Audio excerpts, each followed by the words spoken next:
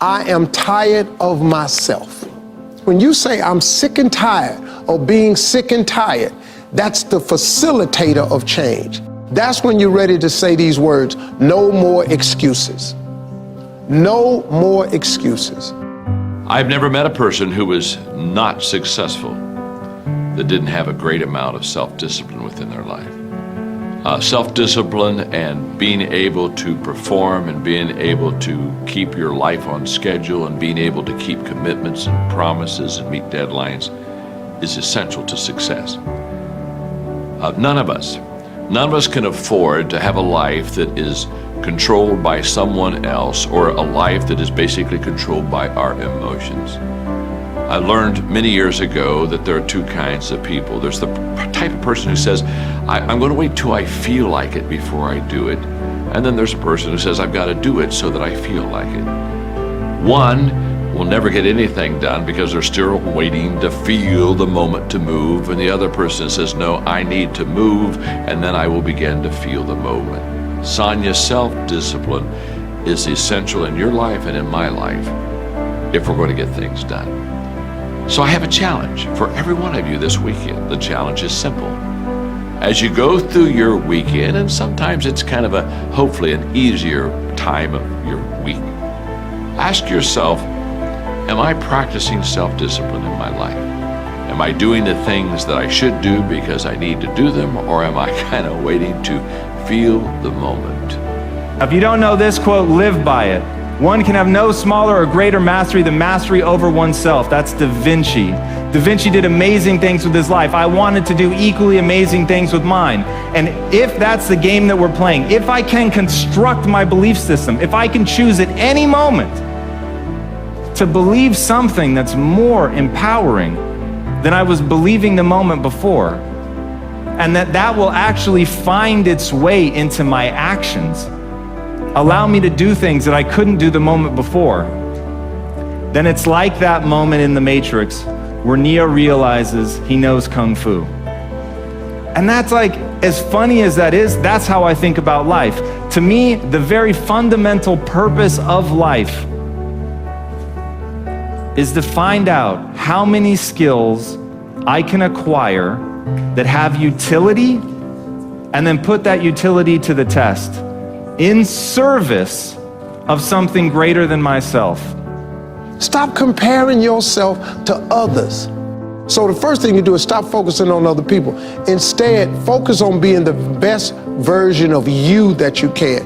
Then you'll recognize that you deserve to sit at the big table with everybody else after you become the best that you can be. Now, once you've accepted that you have as much right to success and much right to succeed as anybody else, the next step is learning how to talk the talk. You have to get fluent in the language of success so you speak it with ease. Surround yourself with people who've accomplished their dreams and immerse yourself in the culture of achievement. The ideal situation for a man or woman to die is to have family members praying with them as they cross over. He said, but imagine, if you will, being on your deathbed and standing around your bed, the ghost of the dreams, the ideas, the abilities, the talents given to you by life, and that you, for whatever reason, you never went after that dream.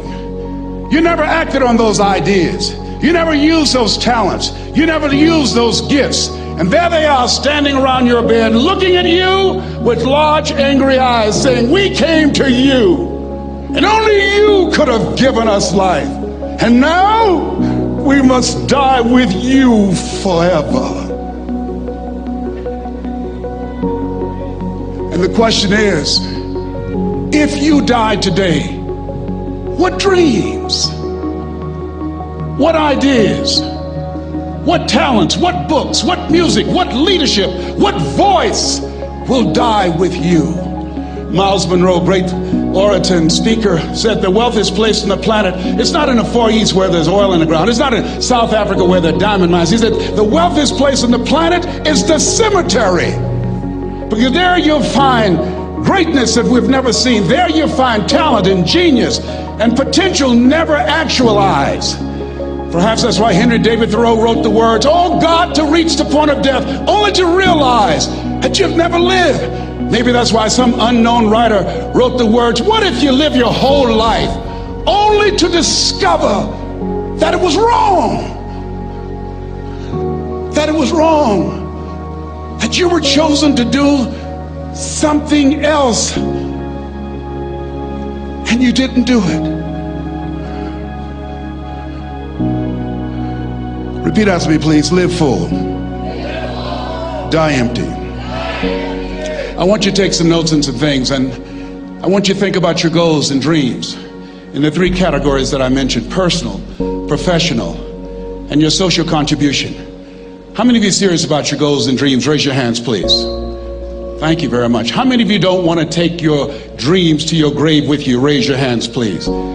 Very good. Shake someone's hand on your right and left. Look them in the eyes and say, "Get out of your head and step into your greatness." Do that right now, please. Say, "Get out of your head and step into your greatness." I want you to write this down. Let us say together, as you think about your goals and dreams, let us say together, "It's possible." Together, please. Yes, write that down. See, ladies and gentlemen, as an entrepreneur, I've been an entrepreneur for 20 years. It's my 21st year. I could have been speaking and training for 34 years.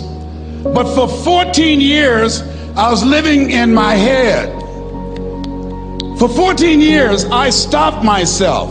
For 14 years, I used to go see Zig Ziglar, that I considered the #1 motivational speaker on the planet. Zig Ziglar and Tony Robbins, they're the best on the planet.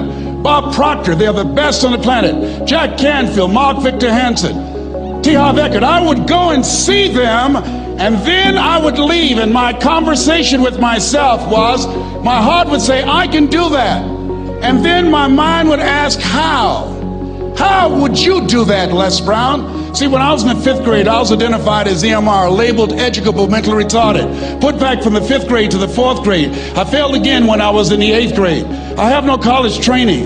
And a man changed my life, and I'll never forget his name, Mr. Leroy Washington. He's in his 80s now, and he's blind from glaucoma, but he gave me a different vision of myself. I was in his class waiting on another student. He came in and said, "Young man, go to the board and work this problem out for me." I said, "Oh, sir, I can't do that." I said, "Why not?" I said, I'm not one of your students." He said, "Look at me." "Yes, sir. Go to the board and work the problem out anyhow." I said, "Sir, I can't do that." He said, "Why?" I said, "Sir, because I'm educable mentally retarded, sir. I'm in special education." And the students started laughing. They said, "That's Leslie. That's not Wesley. He's DT. Wesley is the smart twin." He said, "What does DT stand for?" I said, I'm the dumb twin, sir." And as the students laughed at me, he came from behind his desk, he looked at me and he said, "Don't you ever say that again. Someone's opinion of you does not have to become your reality."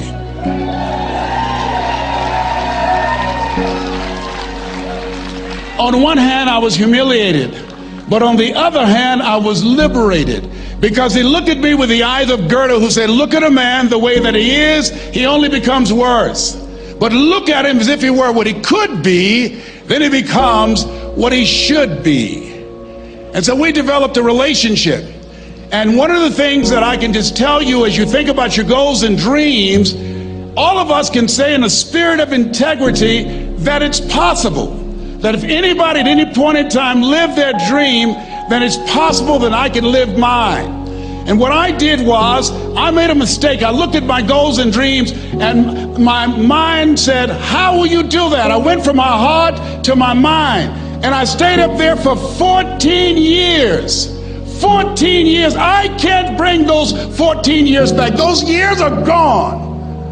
And I've made a mission in my life to help people to stop putting it off and procrastinating. How many ever thought about something you wanted to do and you procrastinated, you talked yourself out of it? Raise your hand, please.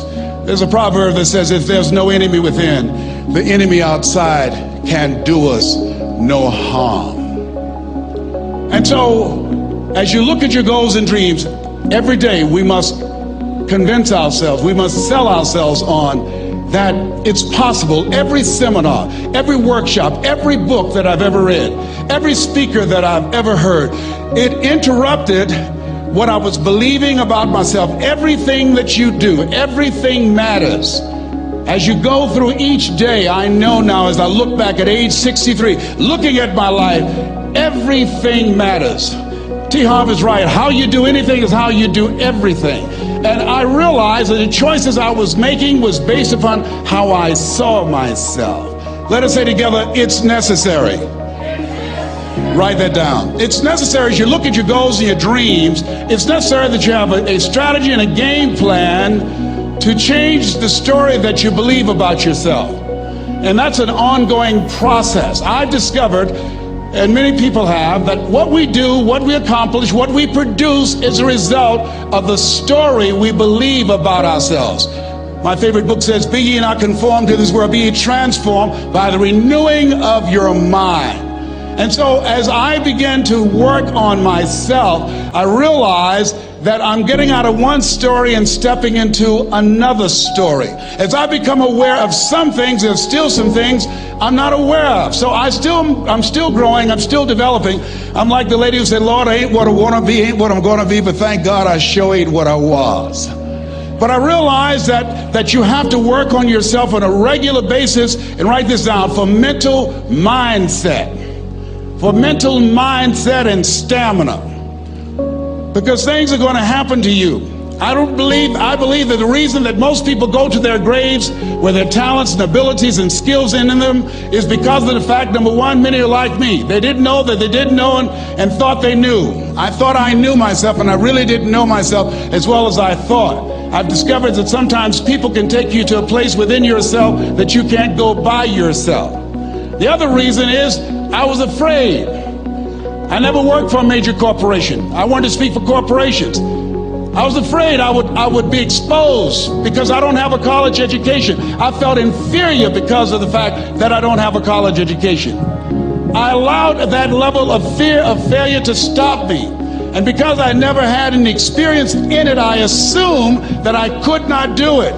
I was paralyzing myself by believing and assuming the limited part of myself as opposed to believing that I had something special. You have something special. There's something you want to do. Because you don't know how to do it doesn't mean that you can't learn. I like something that I heard. You don't have to be great to get started, but you have to get started to be great. Repeat after me, please. Leap and grow your wings on the way down.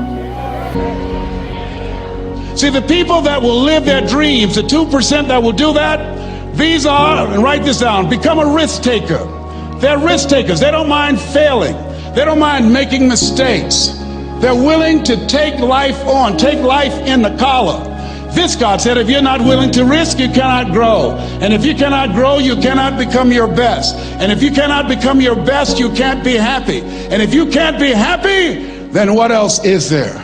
I like what Helen Keller said. She said, life is short and unpredictable. Eat the dessert first.